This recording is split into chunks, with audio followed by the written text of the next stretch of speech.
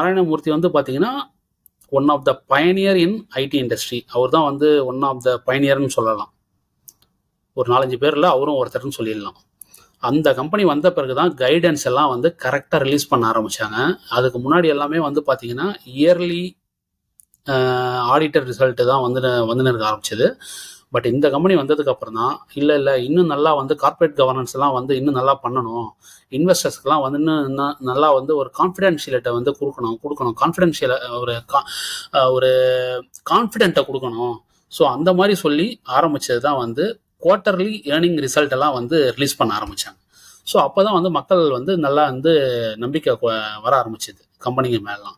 But இன்னமும் அப்போ இதெல்லாம் இப்போ ஃபுல்லாக முடிஞ்சிருச்சா, இந்த ஒயிட் கால்ஸ் க்ரைம்லாம் முடிஞ்சிருச்சா அப்படின்னு கேட்டிங்கன்னா கிடையவே கிடையாது. இன்னமும் நடந்துட்டு தான் இருக்கும். இதுக்கு ஒரு பெஸ்ட் எக்ஸாம்பிள் அர்ஷத் மெத்தாவுடைய ஒரு படம் ஒன்று இருக்குது. அர்ஷத் மெத்தா